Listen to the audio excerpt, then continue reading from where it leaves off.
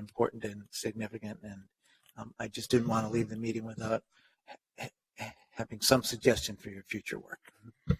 Right, and I will concur. There is an inherent sort of cool factor with the bikes. I mean, your rite of passage when you're young, you pop wheelies. It's really cool stuff. But I think the cutting edge discussions now in urbanism is universal design, and I think the heart and soul of that is the pedestrian experience. And so you will be at the cutting edge of those conversations. So thank you. Thank you, Mr. Chair. Good morning. Good morning, Chairman Reich and members of the committee. My name is Nick Mason. I'm the Ward 12 rep and chair of the Bicycle Advisory Committee. I wanted to start by saying a reflection of what Councilmember Bender said, which is it has been really great to work with the PAC more in the last year than we ever have, and I think it is leading to real change and real outcomes, and I look forward to doing a lot more of that in the future. They've got a great committee, and it's been fun working with them hands-on projects. I'm here today with a lot of gratitude because I represent a very large committee with currently 28 members who have a lot of expertise and energy and who collectively, very conservatively, put over 1,100 hours in. And, you know, we all know that time is our most valuable resource, and these folks volunteer that time or volunteer as part of their job on top of their workload to go above and beyond, and they really do so. And so I especially want to thank our staff, Matthew Deardahl, for helping keep us together, and our officers, Paul Friends, our vice president, C.R. Schlichting, our engineering committee chair, and Roy Hellinger, our 5Es, our other 5Es committee chair, and most especially, actually, our secretary, Janice Gepner, who in very fast-paced, detailed meetings, keeps a great voice and a great collection of what we're doing and is able to represent that to all of you and the public. Last year, in addition to just having a lot on our plate, we actually had 57 actions that we passed in a number of different areas, which I don't know if that's a record, and we just took a 12-month slice. So we have a lot that we get through each and every month. And it's not just one particular topic area. We get through a lot, and I do want to also, I can't underestimate the value of, understate the value of complete streets. It's something that I don't think any of us working on it thought would take 6 years, but we finally got there, and we did end up with really a national best practice document. And just like other complete streets, now that we're done, the work can start. So we're looking forward to seeing more of that. I also have to say thank you because I've been involved with the BAC not since its beginning, but for more than 10 years. And I can say definitively that there hasn't been a time in the BAC's history when things have been more functional, where we have been working with city, county, and partners on project reviews and funding. And we now have clear process, clear timelines, clear calendar, and we prioritize our funding projects, we review policies, and provide advice on best practice for detailed project implementation. And, you know, sometimes I'm not at the engineering subcommittee meetings because these folks really like to get into every detail of every project, and that's what is helping us really get great results, working with staff on looking at all the details and turning over every stone. I really appreciate everyone we work with, and especially our engineering chair, for getting all these projects through and making this work really well. The biggest event the committee got to participate in this year was the International Winter Cycling Congress. If you're not familiar, this is an international congress that's never been in the United States. We were the first host. The BAC had over half of our committee members participate in one way or another, and Minneapolis showcased its best. And I want to give a special thanks to Public Works staff Mike Kennedy and his crew for hosting, with Matthew, an outstanding mobile workshop which demonstrated the capacity of our winter maintenance, in part thanks to a very cooperative Mother Nature who gave us literally 10 inches of snow the first day of the conference and was really cleared and cleaned really well, and showed us what we could do. But Public Works was overshadowed by some elementary school students. The kids at Pillsbury Pedal Power led pedestrian and bicycle professionals from across the country and around the world on a bike tour of well-cleaned facilities, and they were really blown away by that. We know that we are really just kind of getting started with winter maintenance. This is one of the things that we can do best, and just every year when winter comes on the agenda, we've talked about what can we do better with winter maintenance. And this study that we started, we really need to get this winter maintenance study completed. We had a lot of volunteer hours from Pedestrian Advisory Committee and Bicycle Advisory Committee, and we want to set some benchmarks and have a really effective and efficient way to have a four-season system in Minneapolis, and I think we are really getting there. On the education front, Pillsbury Pedal Power is representative of how Minneapolis' Safe Routes to School program is just beginning to thrive, but there's nothing but room for growth for this. We need to invest much more in infrastructure that allows our kids to bike and walk safely to school. We also need to invest in providing education as a part of PE and health and math and other classes so that active transportation is a part of our young folks' lives here and every Minneapolis student. But the good news is that some of the best work is already being piloted and implemented at some of our schools. We just need to grow it. As far as other education is concerned, we haven't done a lot at a systematic level since the end of the non-motorized transportation pilot project and the end of the Bike Walk Ambassador program. But we need to look at systematic ways we can do this, not just going out and teaching community ed classes, but how do we embrace this? A great example is a bicycling basics class was just taught to our city inspectors. And this is exactly the kind of program we're looking for because it allows us to save taxpayer dollars by having employees get out during the job and ride bikes and be healthier, happier, and also not use city vehicle, motor vehicle dollars out there. And it also embraces a vision that we have of being active, and it really is starting with us. And lastly, I think as far as education goes, we have a big opportunity we have so many projects coming, especially the Protected Bikeway Network, and we can invest more in public engagement and outreach and education during projects. Other cities are doing this, and it's an opportunity where, again, we don't have to look at a small class of 6 or 10 people, but we can look at these projects as a key foot in the door to get out there and reach a particular audience. Equity and encouragement.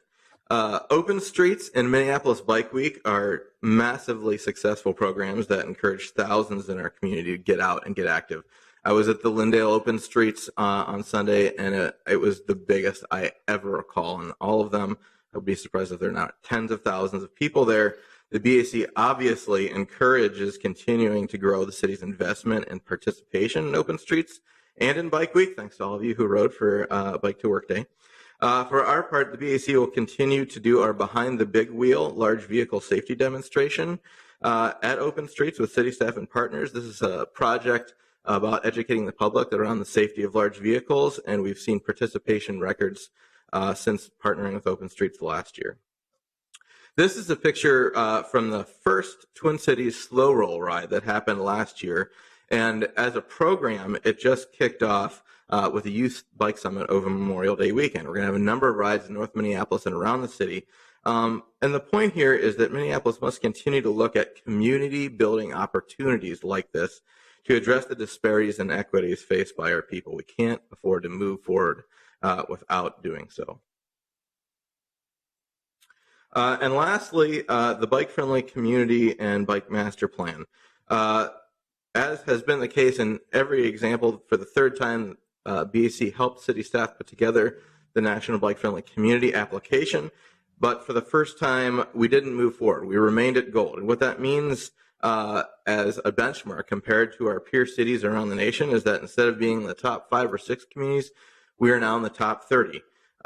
This doesn't mean that we aren't doing good things. It means that the benchmarks are rising, the bar is rising, and that cities are recognizing that investing in bicycling and walking are really good for their communities for a lot of reasons. We need to pick up our pace here. We worked very closely with Public Works staff on reviewing and authoring parts of the Bicycle Master Plan, which was a great document for its time, but is now extremely outdated 5 years later and more than 6 years later from really the start of that. We are looking forward as a committee to working with staff and leaders on lessons learned from the bike-friendly community feedback, as well as embracing new best practice bike master plan in the next year or two. We believe with confidence that if we do these things, we won't only be one of the best cycling cities in the world, but that we will have a community that whose health of our people, our environment, and our economy will thrive for generations. Thank you so much for your time today. Oh, thank you. Any questions per the presentation? Comments? Councilmember Bender. Thank you. I actually have questions for staff, I think, more than anything, but could quickly thank you, Mr. Mason, for all of your work and the BAC's work. I wondered about, so something I've been wondering for a while is the Bicycle Advisory Committee is appointed by ward, and my understanding is the Pedestrian Advisory Committee is not. And I wondered how that's going, and then I would welcome comments from the committee chairs as well, but wondered staff's opinion of should we shift the Pedestrian Advisory Committee appointment process to reflect the one we use for the BAC or not. Great. Mr. Chair, Councilmember Bender, just a real brief, just for everyone's understanding, the way the BAC and the PAC are appointed are very different, like you mentioned. So the BAC, each council member appoints a representative for their ward, and then the Minneapolis Park and Recreation Board has 3 spots that they appoint, and it's a 2-year cycle. On the pedestrian side, it's not ward-based. It's more sort of citywide, and so you asked what my opinion was on that. I haven't sort of thought of an opinion on which one is better or different. I think there's a lot of value in having a representative from each ward, but yeah. Are there enough citizen seats on the Pedestrian Advisory Committee for us to have one from each ward, or would we have to increase the size of the committee? Yes, Mr. Chair, Councilmember Bender, there are 15 appointed members on the pedestrian side, so there would be enough under the current structure.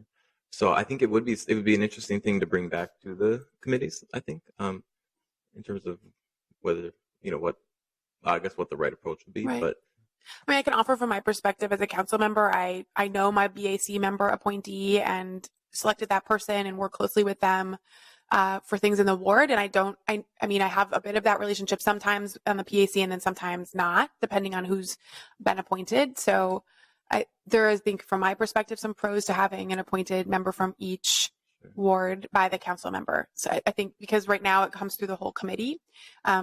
So anyway, I think it seems like we could get to somebody from each ward either coming through the whole committee or having us appoint them separately. So I would be actually interested in hearing what the committee has to say about it too. And it doesn't have to be right now. Could I be, as you suggest, to go back to the committees and ask that question? Okay. And then I had another question. Councilmember Glidden's comment, I think, was correct that we probably do a better job of publicizing our bike projects, but I actually think that we have more set-aside funding for bicycle projects than we do for pedestrian projects. And I wondered your perspective from staff, whoever, on that. I don't think we should get into a budget discussion now, but I actually think we did put some small amount of funding for striping in the budget the first year that this council was in office. We were able to head off a cut to that funding. So I don't know if there'd be support for more or not, but I think particularly with all of the additional funding we've now committed to for streets, it's worth thinking about. We also, I think, after we adopted the bike master plan, really creating the protected bikeway plan and having funding set aside for that has given us like a real jump in the amount of projects that I think we're seeing happen. And I'm not sure that's really happening on the pedestrian side. Pedestrian projects do tend to be more expensive in some ways, like curb extensions are very expensive. So maybe it doesn't work to do it in the same exact way as the bicycle side, but I know we're integrating a lot of pedestrian improvements into projects. So I don't mean to suggest that we're not investing in our pedestrian infrastructure, but it's just, I think it's food for thought, both from the committee and as we kind of get into the budget process coming up. Sure. Committee Chair, Councilmember Bender, this is something that we talk about a lot on the Pedestrian Advisory Committee, both in terms of how we invest in walking in Minneapolis, but also how we talk about it and how we think about the projects. I think on the bike side, there's a very organized effort around specific initiatives. So Protected Bikeways, Open Streets, Bike Week, and Open Streets is not a bike event. The Minneapolis Bicycle Coalition will tell you that as well. It's really an opportunity for everyone to reimagine the public right of way in a way that doesn't always have cars. And so I also want to note that we have a significant amount of pedestrian projects in Minneapolis, and sometimes it feels like they're spread around a little bit more, and it's harder to pinpoint it. And that's why I included the slide showing the different things that we work on. And so we do have a bicycle and pedestrian safety initiative that invests a significant amount of money in like specific pedestrian projects. And then again, with all of our capital projects, we incorporate walking into those. And so I think I agree, Councilmember Glidden, with your comment about how can we talk more about what we're doing for pedestrians and really showcase it. And maybe a good start again is in a little bit, Mackenzie will talk about our street cafe program to really highlight walking in an urban environment. Thank you. Councilmember Gordon?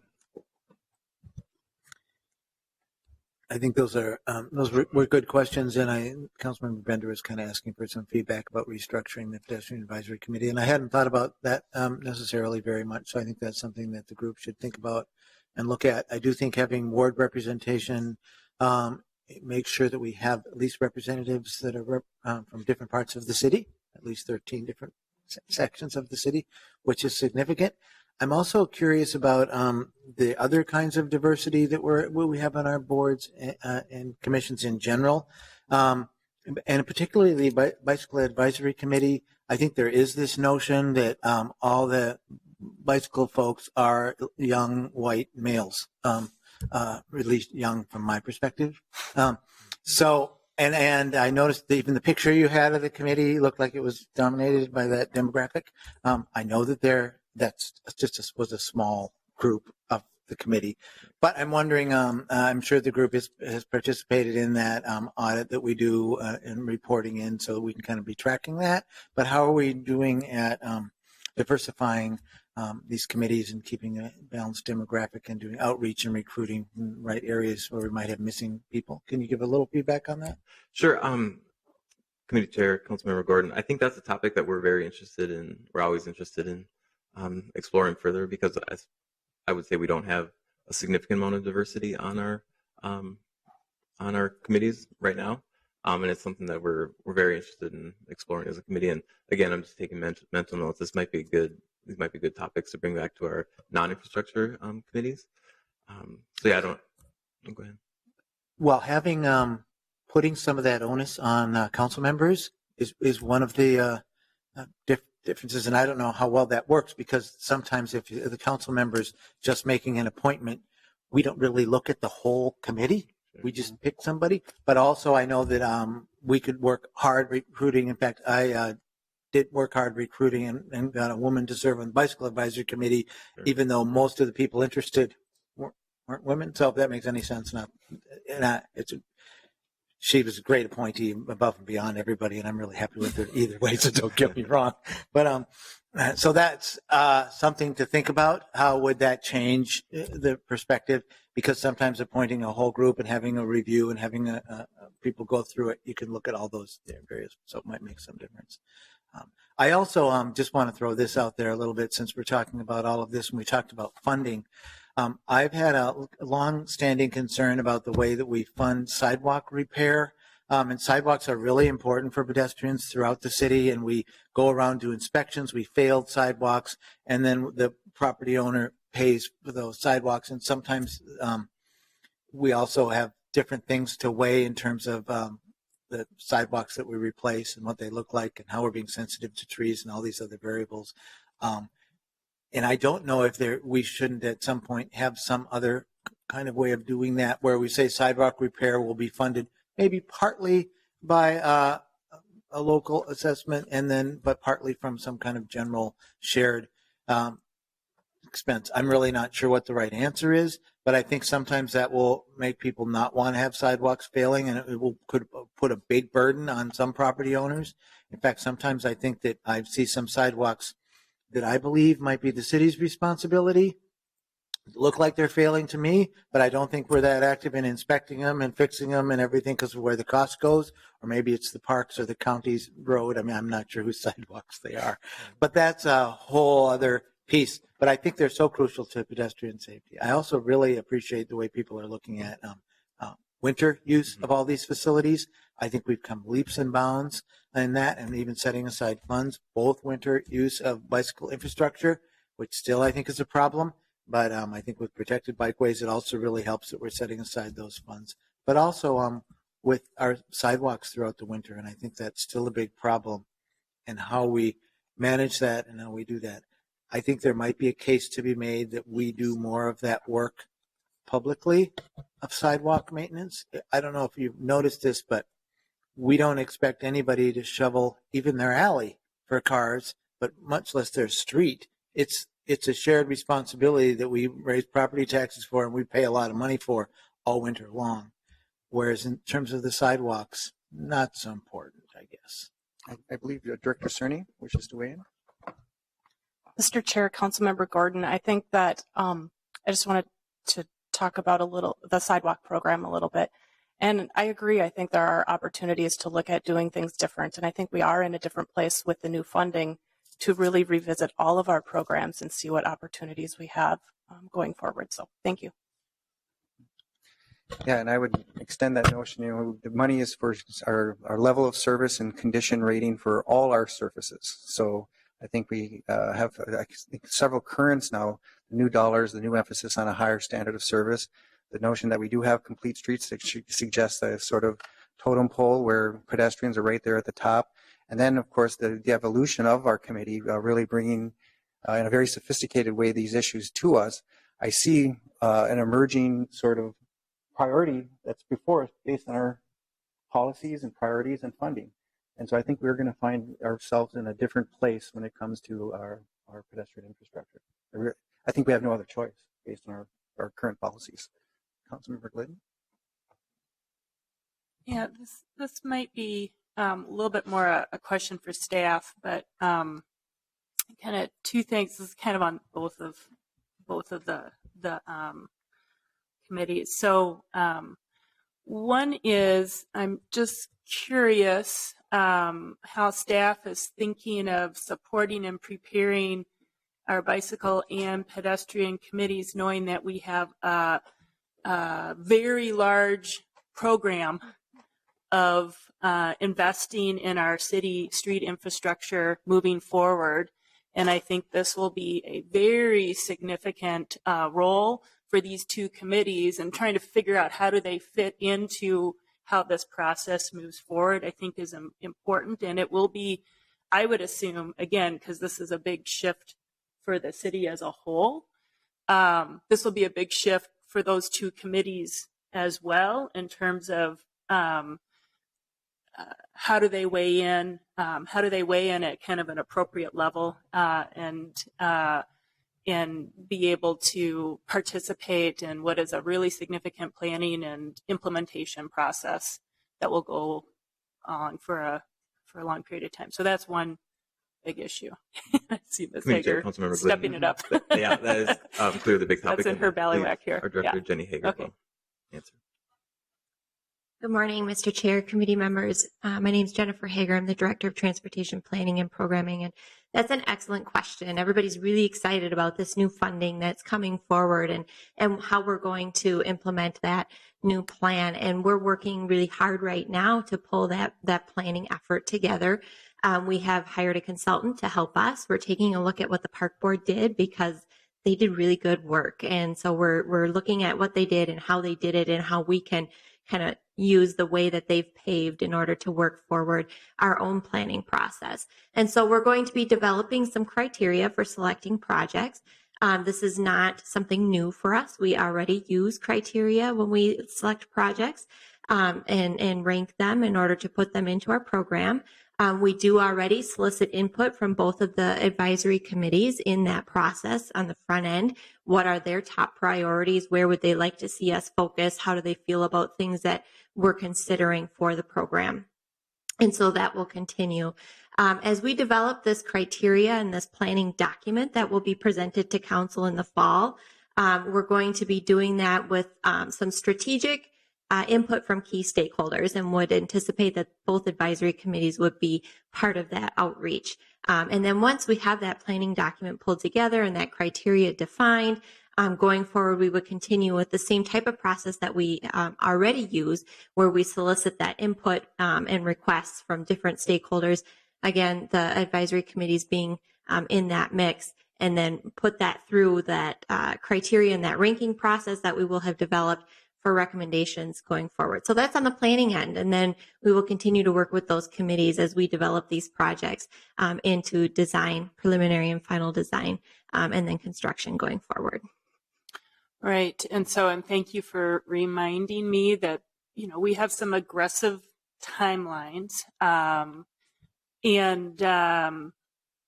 I guess, again, I would just emphasize that I think we need to really think carefully about how we're able to utilize these two committees to weigh in and give their advice on things, including the criteria list itself. And I think there you're talking about the race equity criteria that is required to be as part of the ordinance, right? Mr. Chair, committee members, I'm talking about that, but also the other criteria that will be Right. looked at. So it's very inclusive. Yep. Exactly. Right. So that, and then also the planning process. And again, that we're in June right now. So thinking through, how I guess probably that's an iterative process is going to be important. Okay. Thank you very much. Thank you. Thank you. It's interesting. We engage our committees and look where our conversations are already going right here in committee. Right. I just have one more thing I wanted to say. So just kind of going back to this question that was asked about the format for the committees themselves, because again, these committees were, the Bicycle Advisory Committee was updated, I think prior to anyway, they happen at different points in time. So they have these different structures. And I remember when the Pedestrian Advisory Committee was created, and of course we had some different council members at that time, but I mean, there was thought that this would be more helpful to getting more balance on the committee, however that's defined. I'd be curious to see if that actually has ended up being true. And I think there was a lot of thought about how there's enough geographic balance and all these different kinds of things that end up kind of in trying to ensure that you have a committee that can lend different perspectives and different interests to coming up with a well-vetted product or recommendations or whatever that is. So I mean, I think it might be interesting as you're looking at this question, should we retackle this or not with the Pedestrian Advisory Committee or the Bicycle Advisory Committee? How are our systems working the way that we envisioned? Because we do have many different mechanisms for how committee assignments are filled with all of the different boards and commissions throughout the city. So I think actually it's rare. Maybe I shouldn't say that, but not all of our committees clearly have all ward appointments. And again, I think that goes to just all these considerations of how did the committee come about in the first place, or the commission, and then what were the thoughts on how to add some balance to how the committee will end up being formed in the participants. So thanks. Yeah, I think these are good conversations, and personally, I'm agnostic to whatever format, as long as we get these great volunteers. I'm happy with that. But on the issue of, yeah, it's true. The bicycle advice is historically anomalous. It's different. It did have a readjustment, I think, about 5 years ago or so, and the pedestrian really just follows our standard open, solicitation process for volunteers, and so it's very consistent with our other commissions, advisory commissions, and so. On that though, we do try to keep track of the geographic spread. I think we've got a very good geographic spread, but we didn't start that place several years ago, but we're there now with the pedestrian advisory, and I think we've got a pretty good mix through other measures as well. And so I think that is one of the advantages of that format. But you have to be mindful, and you have to be on top of it, and you have to care about having a good mix. So. Any more per the presentations? I just think you've heard our appreciation and our collective thanks, and but more importantly, I think we have some work to do together. So thank you.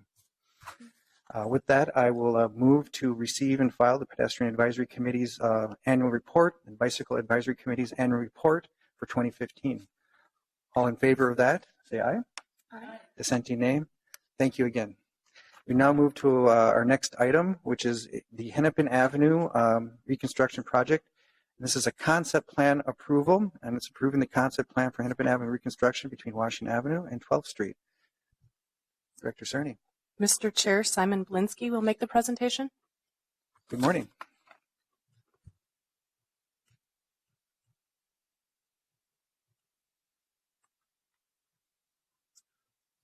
Good morning, Mr. Chair and committee members. Simon Blinsky with Transportation Planning and Programming. Here today regarding the Hennepin Avenue reconstruction project.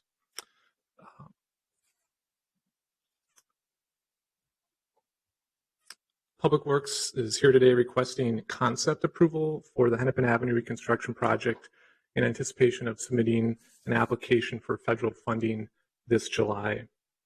An improved concept is important for this application to demonstrate the level of planning and engagement that's been done to date and will allow us to submit a strong application.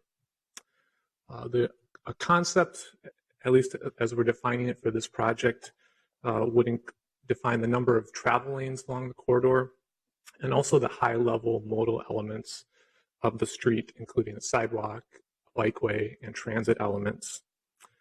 Specific dimensions and block-by-block details are not here in front of you today. That will be coming before the committee and council at a later date through our more typical layout approval process. We did want to bring a concept in front of you today, specifically due to the nature of the federal funding and the fact that we're seeking outside funding to support this project.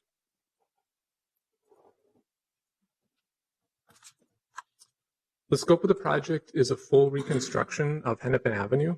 The limits are from Washington Avenue to 12th Street. It's a 10-block segment or about a 1-mile stretch through the core of downtown.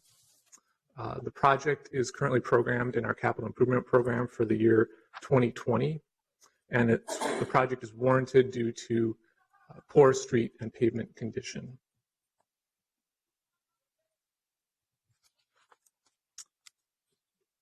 Public Works has begun work early on this project.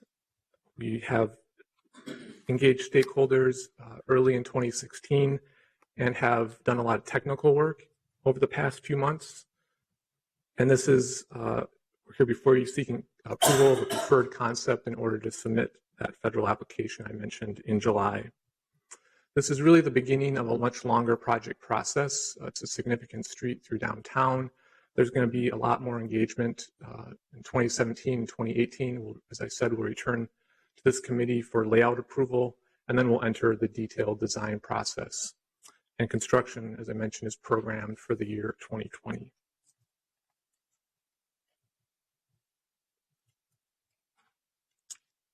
The estimated project budget is about $15.7 million. This is an initial estimate based on standard street reconstruction assumptions. We're definitely going to be refining this as we go forward. About $7 million would be comprised of the budget comprised of federal funding. This is the maximum amount of federal funding that we can ask for a project of this type. And the federal funding is federal transportation funding administered locally to the region by the Metropolitan Council. So we'll be applying for this project to Met Council, who would be awarding funding for projects of this type.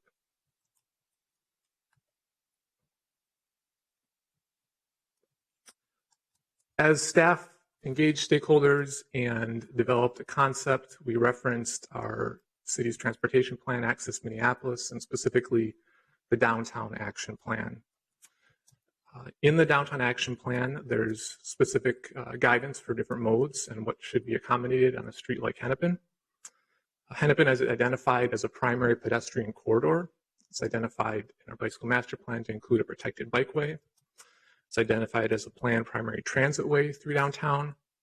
And the Downtown Action Plan also recommends maintaining two-way operation on Hennepin. This was a change that was made in 2009 in conjunction with First Avenue North, converting those two streets from one-way operation to two-way operation. That's an assumption that we made for this project going forward. It's really important to note that our planning guidance is asking a lot of Hennepin. It's a really important street through downtown. It serves a really important role for north-south traffic of all modes through downtown, and that's reflected in the guidance and the plan. And that's also a reflection of the land uses along the corridor, the entertainment destinations along the corridor, and all the other destinations adjacent to Hennepin Avenue.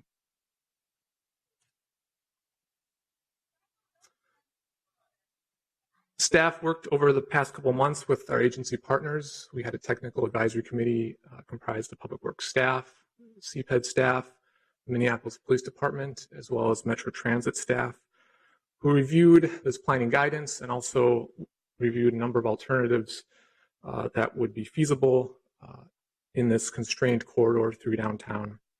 We also engaged a number of stakeholders over the past few months. We held 2 public meetings, the first one in February to introduce the project, and then a second one this past April to share a preferred concept and get feedback on that. And outside of those, I'll say more formal public meetings, we also engaged specific stakeholder groups such as the Pedestrian Advisory Committee, the Bicycle Advisory Committee, the Minneapolis Access Committee, as well as stakeholders along the corridor, businesses, property owners, and business groups along Hennepin.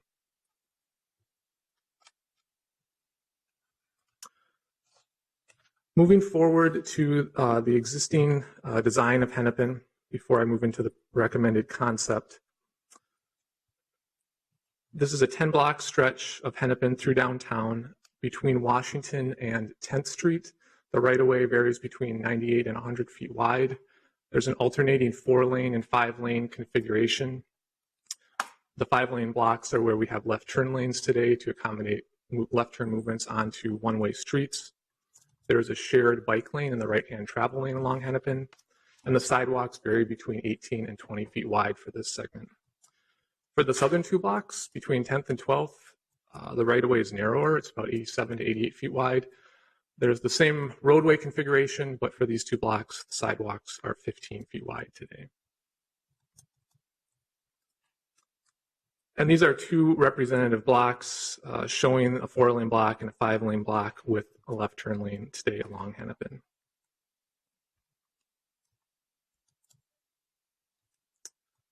The proposed concept reduces the width of the roadway for most of the corridor. Public Works is recommending largely a 4-lane configuration for almost the entire stretch of Hennepin. We are recommending maintaining the existing northbound left turn lanes at 3rd Street and at Washington. This is on the north end of the corridor. There would be, this would basically move the curb lines in for the street, allowing more space behind the curb for sidewalks on both sides of the street, obviously. And to incorporate the protected bikeway identified in our bicycle master plan, we're proposing a bikeway, a one-way bikeway in both directions on both sides of the street that would be separate from motor vehicle traffic.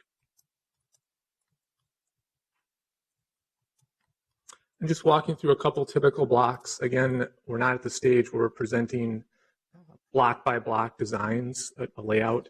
We have kind of developed that to help start conversations with specific stakeholders along the corridor, but these are just representative blocks. We're not showing specific dimensions, but we are showing kind of how things might fit in the corridor. This is a typical block, probably the most common design for the corridor. 100-foot right-of-way. There would be a 4-lane configuration, sidewalks on both sides of the street, and one-way bikeway in both directions. I mentioned we're proposing to maintain the left turn lanes at 3rd Street and Washington Avenue, the northbound left turn lanes. This is showing what those blocks would look like. The 4-lane section would be maintained for half the block, and then the left turn lanes would develop on the north ends of the block.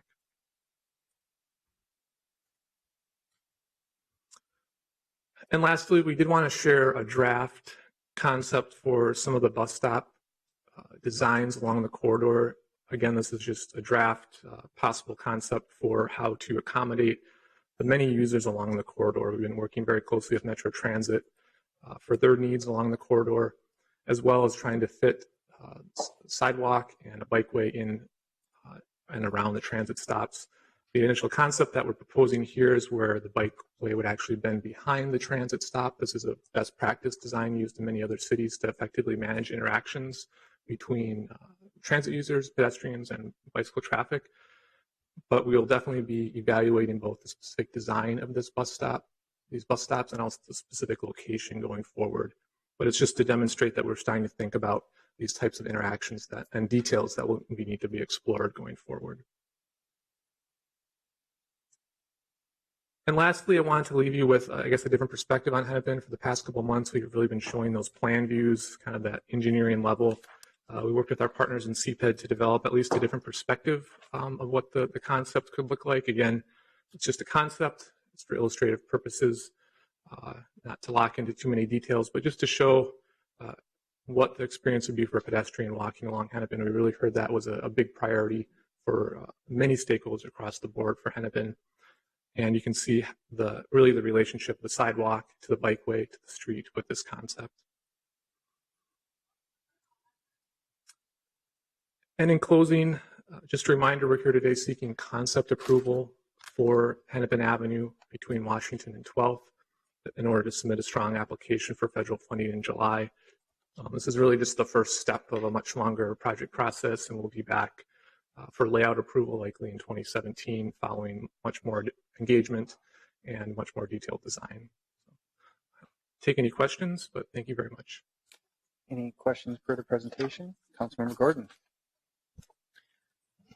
So I just had a question about the bus shelter design. You acted a little bit like it was preliminary or something you're looking at, and I was curious if there are other options or alternatives that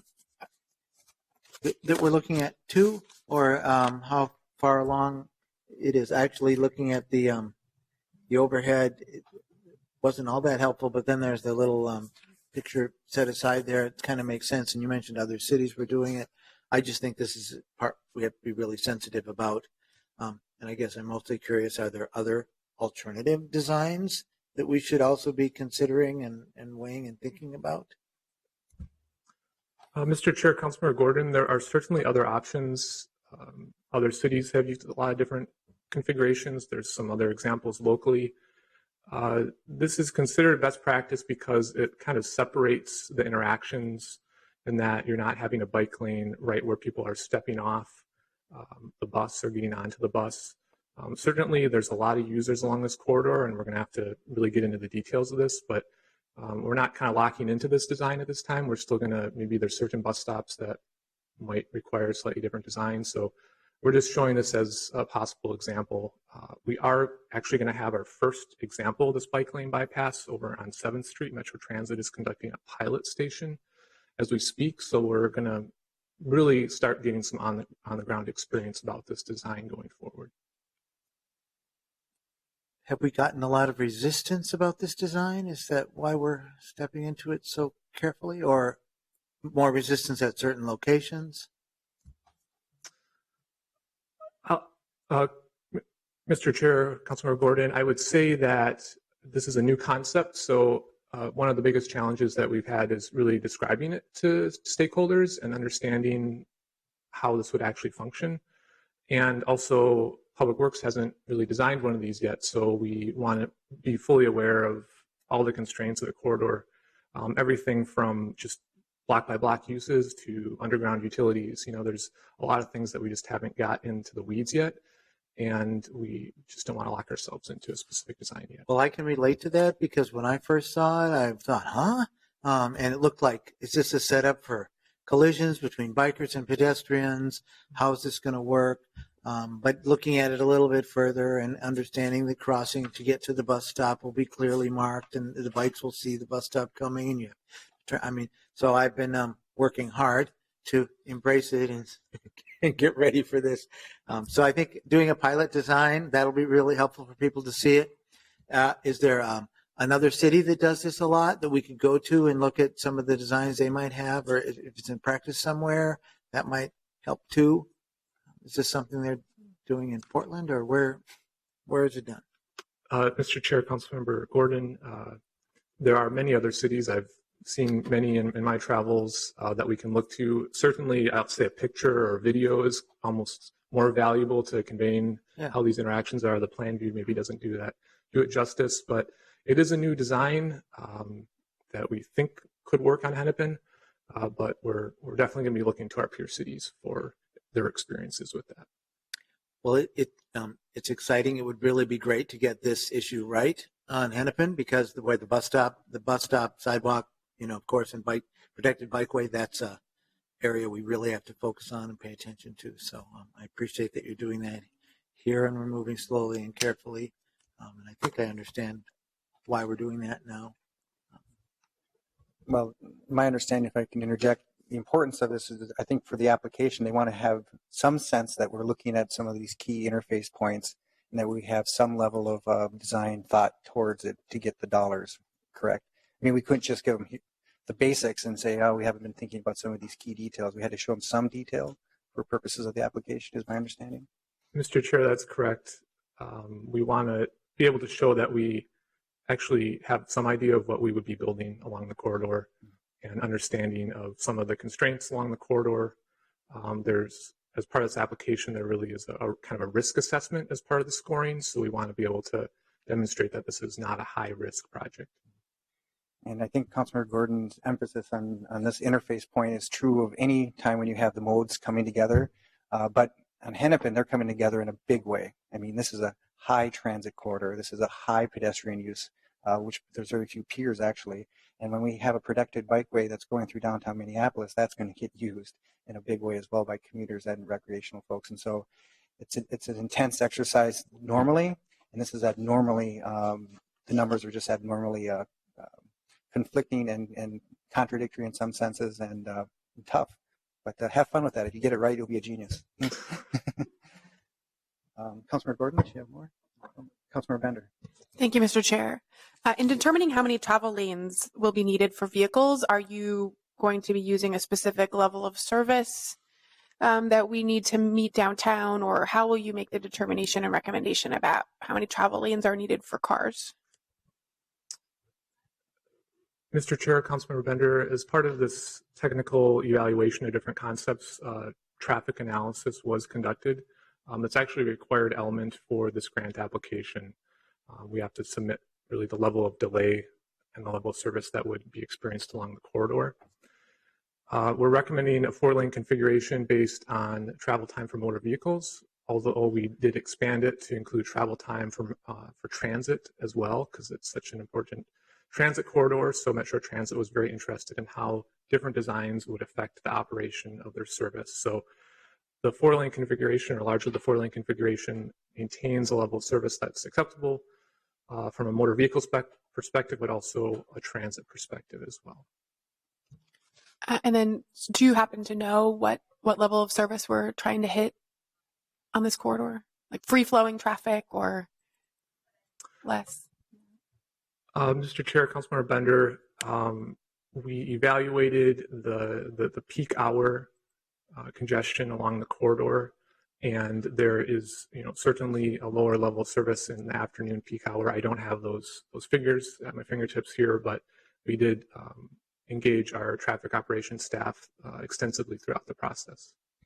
I guess I'll just make a statement then that, part of the discussion about how many lanes to have on 3rd Avenue, I do not believe that we should have level of service A during peak period rush hour in our downtown. I believe that would result in an extraordinarily overbuilt situation for cars at the detriment of pedestrians. And certainly having transit means that we need to be accommodating all of the people who are using our transit system. But as a matter of policy, I think that we should start looking critically at how we are measuring success on road projects like this one, which have such an important multimodal function to fill, and that are such important pedestrian corridors, particularly those that are transit corridors. I think part of what happened on 3rd Avenue was that we were using a measure that was basically desiring free-flowing vehicular traffic. And again, there are consequences to that policy decision, and I disagree with that policy that we would be looking for A or B level of service on downtown corridors that have high pedestrian volumes and need. So that's just a statement. You don't have to respond.